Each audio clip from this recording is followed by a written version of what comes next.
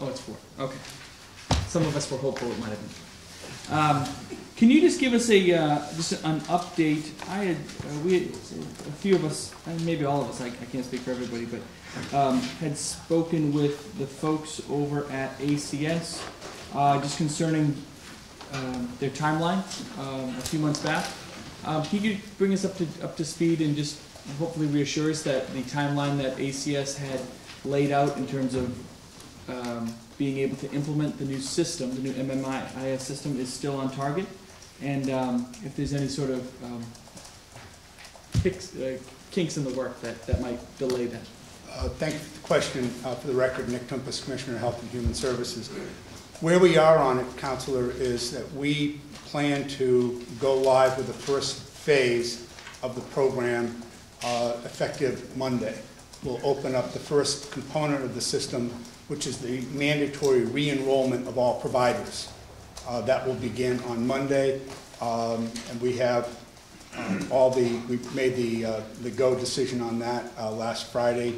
Communications are going out to all the providers and so forth for that. We extensively tested that using providers as part of the testing. There's all the operational readiness and so forth is set. So that will go effective next week is when we'll open that up. And we have anywhere from a 6 to 7 month period in order to be able to do that, to allow providers to go in and re-enroll. The second phase and the most significant part of the program is the full operation of the program. We have been in testing with that part of the system, and either it's likely going to be after the first of the year, we'll be sitting down with ACS, with my team and so forth, in order to be able to do an assessment and a readiness for us to go into the user acceptance testing. Because the user acceptance testing in our contract requires a 6-month full user acceptance testing. So our target date is July, so on or around the 1st of January is when we would need to go into user acceptance testing in order to be able to hit that. Right now it looks good, but I cannot tell you definitively until we sit down and we actually go through the entry criteria, because what we have is very clear criteria to be able to enter into user acceptance testing, and then when the state would come out of user acceptance testing. And when we're out of the user acceptance testing, the system is fully functional and operational? The system is then ready to move into a production environment for the system. You asked about potential flies in the ointment, if you will, my word. Probably the most significant issue is that, as the council is probably aware, through House Bill 2, the department is engaged in a managed care program for the Medicaid program. The foundation for our Medicaid program today is a fee-for-service program. We'll move into a different model with the managed care program. So what we are doing right now is a gap analysis in terms of what our requirements will be for that versus that which we had contracted and is being tested for us right now in the new MMIS. That system has managed care capabilities in it. What we don't know until we go through and do the gap analysis, and part of that is driven by us because that we need to define what those requirements are. We have had several conversations with ACS, and we're doing everything we can in order to mitigate and minimize what type of changes we would need to make, if at all. Okay. Maybe, if it's okay, we could say to the students first, because this discussion could go on for quite some time. I guess another class from Litchfield, right? Yes. Well, welcome to the State House. Well, we're going to see all of Litchfield today. We've got how many in this class, in these classes? How many students? 2, 3 classes? Yes, 2 classes in 2? here. Very good. Well, my name is Ray Wazark, and I am the executive counselor that includes the town of Litchfield. So I'm the guy that's working for you. Now, you can see that we got some papers here. It was a lot higher file when we first started here today. But we're here today having a meeting, so you got here in the midst of our meeting. So you can see that we're here working for all of you. you know, and I hope that you've enjoyed your visit to the State House so far. What have you learned? A lot. A lot? A lot. Give me one thing. Yes. 400 representatives. How'd you like to be in that group? I've changed his mind already. He's not running. Yes. That when you don't vote for something, you get booed. I don't want to come around here very hard. Now, this is more collegial group here. We don't worry about it. We don't boo each other. Even if we go crazy. Yes. Nothing? Really? Yeah, go ahead. You're a busy guy then. Yes. Somebody in the back there. Waving away. Yes. What? 24 senators. Yeah, how many councilors do we have? 5? That's right. It's good they counted. That's very good. How many governors do we have? 1. 6. Look, that's 5 here, and there's 1 there. Although, I don't think the governor quite feels that way. But I want to thank the parents and the teachers that are here with these school children. Hopefully it's been a good learning experience for you. And the governor would like to shake your hand. Which way do you want to have it? Probably this way. That way, shake the governor's hand. How you doing? Good. Hi, thanks for coming. Hi, thanks for coming. Hi. Hi. Hello. Hi. Hi, thanks for coming. Hello. Hi. Hi. Thanks for coming. Hello. Hi. Hello. Hi. Hi. Hello. Thanks for coming. Hi. Thanks for coming. Hi. Hi. Hello. Hi. Thanks for coming. Hello. Hi.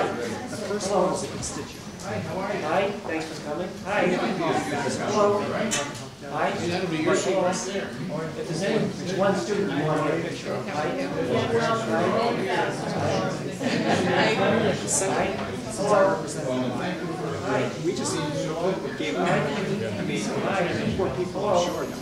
Hi. Hi. Thanks for coming. Hi. Thanks for coming tonight. Hello. Hi. Hi. Thank you for coming. Hi. Thanks for coming.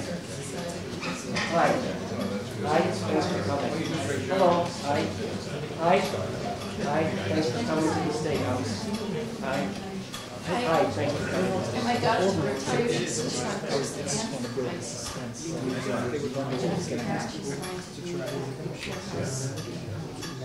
Okay, yeah. And then a photo op on. Okay, good. So she said, you can see him Wednesday, I'll see him Thursday, Friday.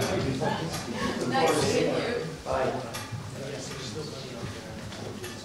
Are we All right. back? We're back? We're back, and the floor is yours, Councilor. Floor's mine, okay. You know, is this the program that goes back a number of years? Yes. You know, if a kid were born when this thing started, he'd be in the 3rd grade now. Something wrong with that kind of a program, I'll tell you. It's one of those that never ends. I believe, if I recall correctly, that the company, ACS, is supposed to be paying for any additional cost Yes. that is involved there. Yes. Do we know how much they've paid us or how much they owe us? They have paid a little over $1.1 million. 1.1 million? And what do they owe us? Do they owe us more than that? We or- are computing what it would be for over the last year. You know, I'd like to get a list of those figures that you have on that. I will be happy to provide that. Also, I had asked you for something a couple of meetings ago, and that had to do with the classes that were conducted over at Sununu Youth Development Center. The results, I said, you know, all we had was Yes. what we got from the This was people one that of were the at tabled course. items? Yeah, Yes. right. Yes. So I'd like to, never got the response, so I would like to get a response. I have, I sent out materials to the council regarding that item 70, which was the Center for Professional Excellence. Right. So When very did that detailed- come out? Pardon me? When did you send That went out either late Monday or yesterday. All right. But it was sent to both the council's personal email as well as the work email here at nh.gov. Okay. Well, one other item. You know, you and I had discussed a case that there was over at the Youth Development Center for Evelyn Clark Smith. And I had mentioned to you that you had gone to the Superior Court with it, you lost, and it was appealed, and you lost, and now I can tell you that it went to the Supreme Court, and you lost. So now you're going to owe her a couple of years' pay, and you have to give her job back. So what are your intentions with this? I would respectfully disagree on a couple of those aspects. The issue that employee challenged had nothing to do with the department. It was with the Division of Personnel Rule. I had nothing to do with that. We went through the process. The individual applied for a job and applied for a job at a higher labor grade than what they were. Personnel rules, as I understood them, did not allow for that, and that was the basis for the action that she took. And so it was really at a broader level. It was related to the Division of Personnel Rules of the state, not anything. I, the department, were following the personnel rules when we did everything that we did on that. I just got notified verbally by the Attorney General's office earlier this week of the action that you're speaking about. I've not had an opportunity to talk with HR and anybody else on that in terms of what the next steps are. And I told you the reason you had lost the case is you broke the law. So now you broke the law, and I think the Attorney General, I have not seen the written decision from the Supreme Court, but it seems to me, Michael, that it's stated from what I hear, and I didn't see this, is that you are to see that she is going to be reinstated in the job that she had? I don't know, is that true? I can't answer that question right now, Counselor, in terms of the specific of what the action for the reinstatement is. I'll be glad to get that and get that information to you, and I'll follow up right after this meeting. All right. Because like I said, you know, you cost these taxpayers some money. Again, from my standpoint, Counselor, we followed the personnel rules that were in place. That's what we did. Because when the individual applied for a job in terms of going back, it was at a higher labor grade than where she was when she was laid off. And that's the piece that, again, personnel rules did not allow that, and so consequently, that was the basis for, as I understand it, the basis for the action that was taken. Well, I don't know. I mean, she won in the Superior Court and won the appeal. One of you is wrong. Either the court is wrong or you're wrong. I don't know which. I would bet on the court being right. Stan. Michael Delaney, Counselor, can I speak to this briefly? Because the issue here really deals with a trailer bill provision regarding reinstatement for employees that have been laid off. Mm-hmm. And the issue was, if the employee, and let's say they were just a frontline employee, if the employee gets laid off and goes onto the RIF list, and then a commissioner, any department head, has to make a decision for a management decision, as long as the person that was laid off meets the minimum qualifications for the job, whether it's you have to have a master's degree, you have to have a JD, under any circumstances, what the court has said about the trailer bill provision is that the department heads have no discretion in picking the best person for the management job. They must hire anyone at a lower level that was laid off into a higher position, irrespective of the merits of it, based on the way the trailer bill was written. This issue is not unique to Commissioner Toumpas. And I got to tell you, from a policy standpoint, and Director Hutchins was involved in this all the way through, this has significant consequences in terms of getting the right people into management. So I understand the concerns you have. I do think the state made the right case in this case, going into the Supreme Court and saying we can't have a policy in place where anyone who's been laid off who meets the minimum qualifications for a higher job automatically gets that job. That was the position that the state took.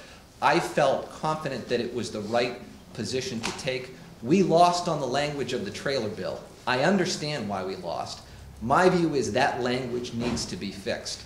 But in the meantime, on this one, I think this was a fight worth fighting, because the consequences of what it means for every layoff and transfer in with reduced staffs is significant. And to me, the issue is not department specific. It's with one provision of the trailer bill that was written poorly.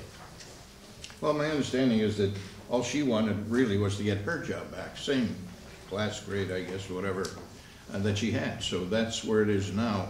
So I would appreciate your letting me know what you're going to do about it. Thank you. Okay, any further items, questions on this item? Yes? Just because we're talking about the computer there for the Medicaid managed care, can you just give a little layman's explanation of what that's going to look like?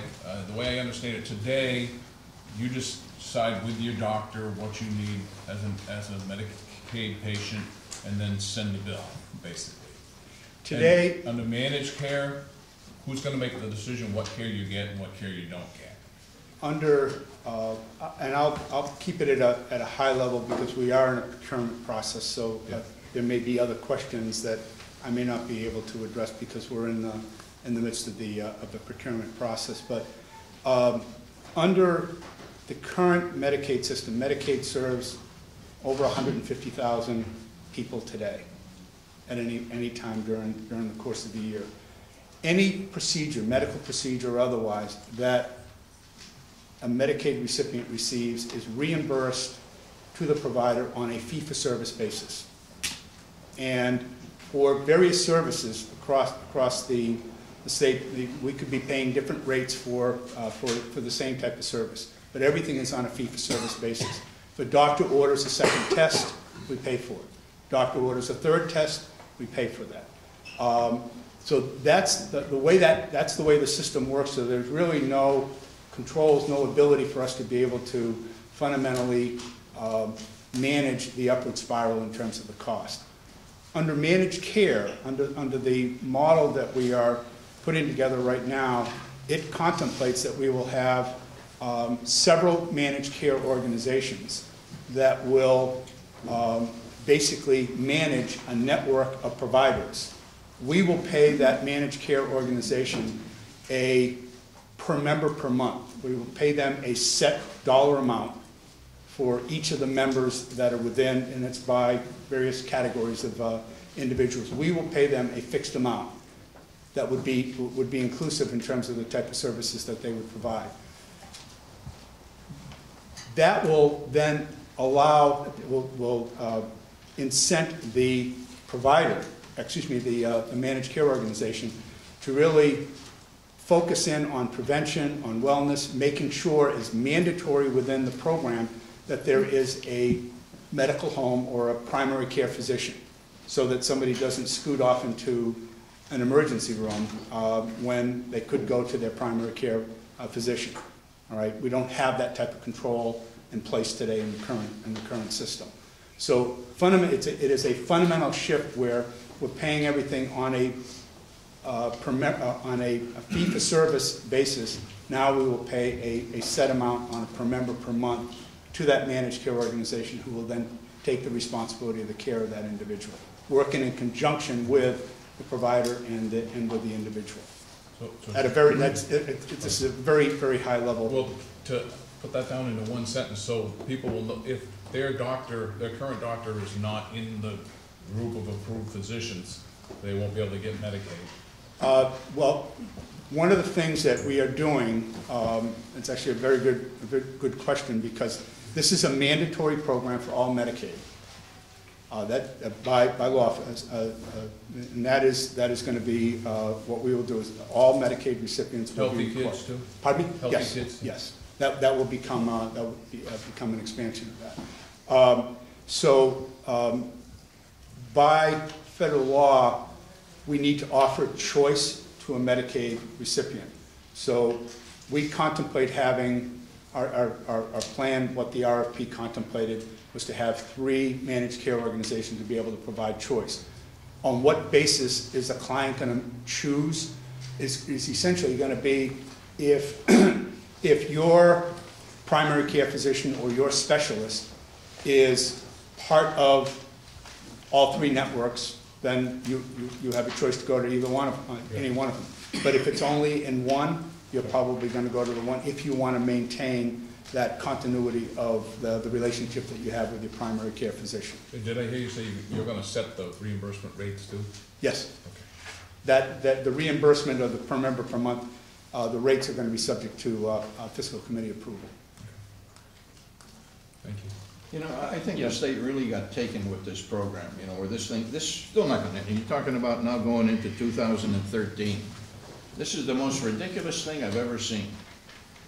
That takes this long to get a program set. And here we've got this other company. I don't know how long they're gonna continue to want to go ahead and continue the other system, because when you add up what you paid them and what is being paid to this other outfit, it's a ton of money. Council, the make-whole provision that I talked about earlier is designed to deal with that. We have in our budget, there are two major components to a Medicaid implementation. One is the design, development, and implementation. I grant you, it has been a long time, and again, I have been before the council on many occasions to explain that, and I'll continue to do that if you would like. I'm not proud of it. There hasn't been an implementation that has gone across the country that has gone on time within budget. Period. We're at the outside of the envelope in terms of the timing, but every step along the way has been approved by the Center for Medicare and Medicaid Services. They're the ones that are funding this, 90%. Under the contract that we did back a number of years ago was a provision that said if you do not go live by date certain, then the state will incur no additional cost. So we have to pay either HP, Hewlett-Packard EDS, or ACS for the second component of it, beyond the design, development, and implementation, is the operations phase. We had budgeted a certain amount in our budget, what we're going to pay to Hewlett-Packard.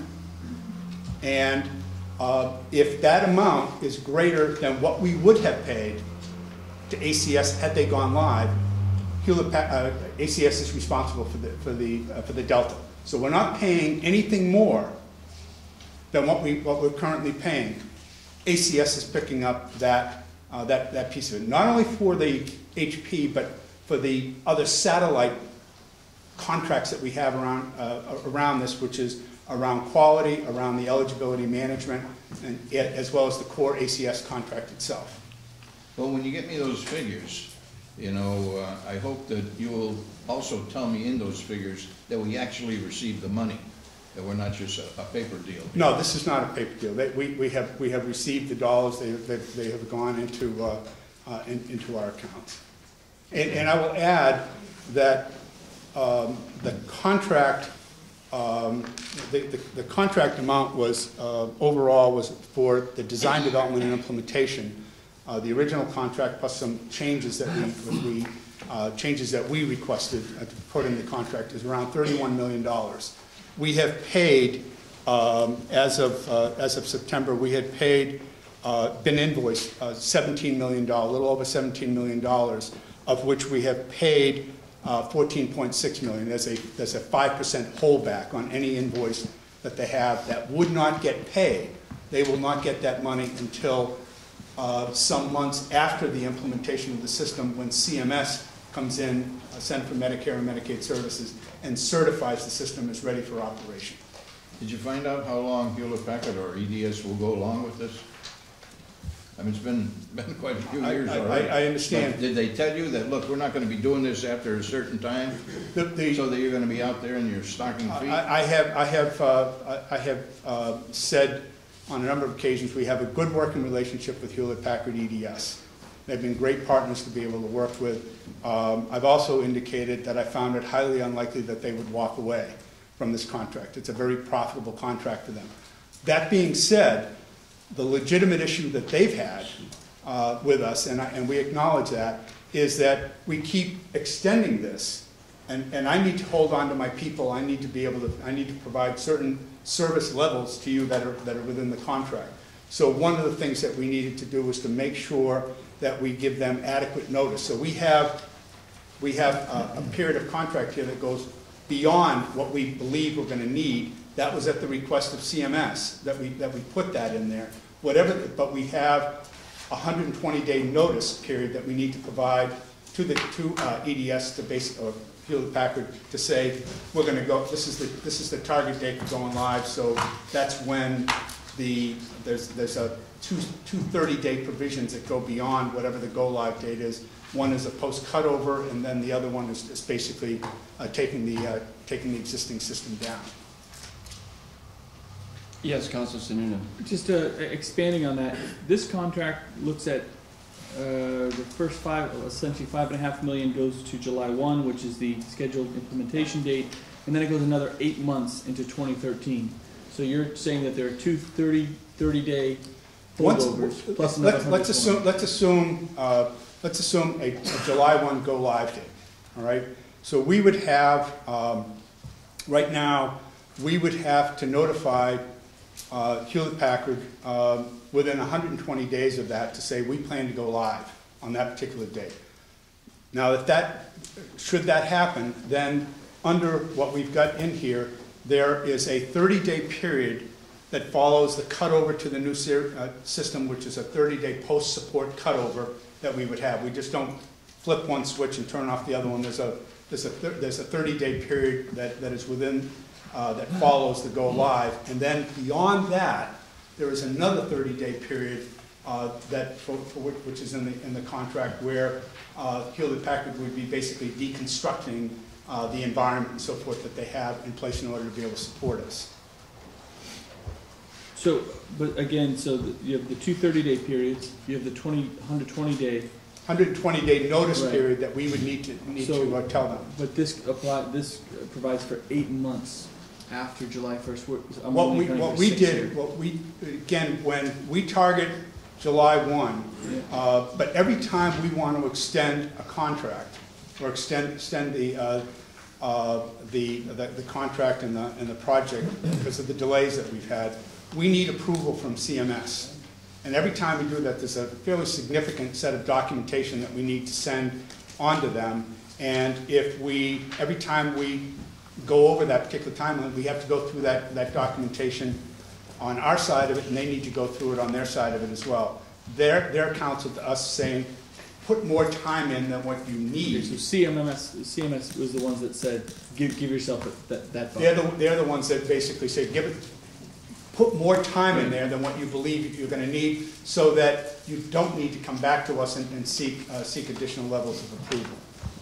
And just to clarify a point you made earlier, the state, basically what you were saying is the state hasn't paid a single dollar over and above what they originally would have paid because of the delays. No. It's completely on ACS's dime.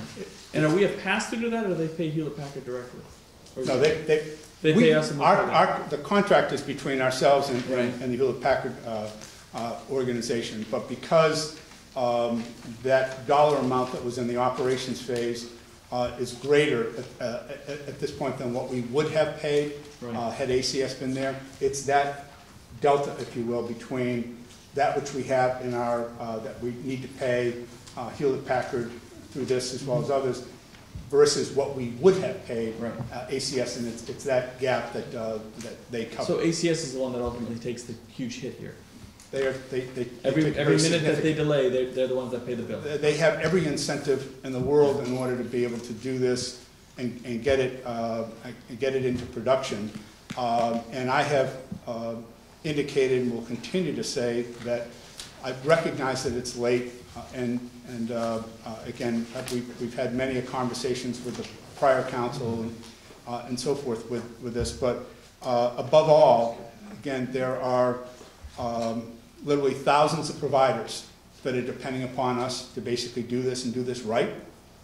There are a number of Medicaid recipients that are out there that are depending upon us to do this right, and that is what we will do.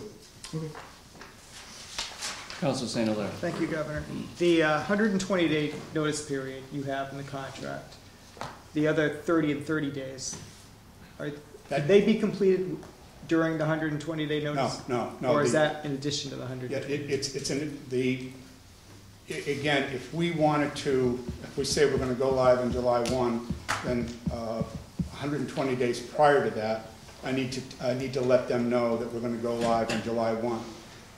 That 30-day period, the two 30-day periods that I talked about, that is not related to the 120 days. That is pegged to whatever the go live date is gonna be. Right, I realize that. My question was surrounded by, if you're uncertain on the go live date and you want to hold off and actually go live and then provide the notice just to make sure that it's working properly, can that decomposition time of the 30 and 30 be done if you decide to provide the notice on the go live date so that you're really looking at a 120-day period? But playing it safe such that you're not guessing 120 days in advance if you're going to go live, and all of a sudden, oh darn, there's an electrical storm and all our computers got shorted out, and we've already provided notice. I'm not exactly sure how to address that, but again, there's a very set of specific activities that only happen once we go live with the new system. Once HP knows that we have cut over to the new system, that 30-day period in terms of the post-cutover support, there's a discrete set of activities that needs to happen for which there are dollars on that, and then there is the other component that after that 30-day period where they're deconstructing the system. I'm not sure I can be any clearer than that. Well, I just bring it up because if I were in your shoes, I probably wouldn't give notice until I had the certainty to know that everything is working fine. And so I have the question because if you decide to give the notice after the system, the go live date, are you looking at 120 days or are you looking at 120 plus 60? What you're contemplating now is giving 120 in advance before you go live, hoping yes. that's the yes. live date. Yes. That you have the 60 and 60, that's fine. Yeah, and that, or what if you decide the other one? What if you decide to when. play it safe? Yeah. That's all. I guess I don't need an answer. I'll throw that out there and you can chew on it. Okay. Commissioner, going back to something that Councilor Sununu asked you, I think he asked you the original price, there was a delay, and ACS agreed to pay to absorb the incremental cost of the delay, yes. right, above and beyond the original price. However, there were some design modifications, were there not, whether they were requested by CMS or requested by us going to managed care, such that inflated the cost of the entire project. Earlier on, back, I'm not exactly sure when, but when the contract was, in the RFP, we had the contract. Subsequent to that, when there are changes in federal law and so forth, or things that we wanted to do that were beyond the scope of what it is that we had in the RFP, we did come back here to the council and request a increase in the contract to be able to cover activities and work that needed to be done that had not been contemplated in the RFP or in the original contract. So we have done that. It has expanded. What has not expanded is that we are not paying ACS anymore for the work. That remains a fixed price. I mean, a contract that is paid based on deliverables or the artifacts that they have, various phases that they have. So we're not paying them on any sort of a time and materials. We're paying them based on whatever component that they deliver and then we approve. But if there were, are you saying if there were design modifications that were caused either by us or CMS that ACS didn't have to pay for those? That's correct. Those, if we requested something, an additional set of functionality that was not in the original scope of the contract, then that is a change request. Right, and so ACS doesn't have to pay for that. That's correct. Even though the cost went up. That's correct. So I think it's more complicated than just saying, this was the original cost and everything above it. Right. even if there were delays, was absorbed by ACS. It's more complicated than that because of all the change orders that have happened. You will have, there are, as I said earlier, there are going to be additional contract modifications that will be coming for several contracts, and one of those will be that the compliance with the 5010, which is a change in the federal regulations, but again, on that, the state will pay for that only once, because we're doing that. We did remediation in a previous contract that we had brought before the council for Hewlett-Packard back, I think 2 months ago. So I think in the report you give for Councilor Zurich, I think you ought to make that very clear as to what the original cost was. As the cost increased, how much of that cost increase was driven by design modifications? How much of it was caused by a delay on the part of ACS, and who had to pay for which part of it? Right. Including then the cost incurred by extending the contract with EDS HP. I have all Okay. I have all that and give a spreadsheet on that. Do we have any idea? Do we think this is the end? Do we think that's the end in 13, or? My goal is to try to get it in July of 2012. 2012. Yes. Okay. Okay, so I think we have to vote on 76, right? Was that the number? So, we have a motion and a second. All those in favor signify by saying aye. Aye. Opposed? Motion carries. Motion to adopt agenda items 77 through 79 from the Division of Public Health Services. Motion and a second. Any discussion? Councilor St. Hilaire. Thank you, Governor. Number 77. I see this is a brand-new program. From reading it, it looks like... This is the home visiting? Yes. Yes, it is. Yes. For at-risk children, which Yes. I think is a great concept. My question is, you've got, it looks like funding for one additional employee to do all of this. Does that look right to you? I mean, it looks right to me, but is that Yes. sufficient to? Well, again, a big part of this, if you look on page 2, just above the line where it says total expenses, you'll see contract for program services. So you have one person effectively is going to be administering those particular contracts and providing oversight. Well, who's actually doing the visits? Current employees, or do you have a new employee to do this new program? Right, but this action is from, this is the acceptance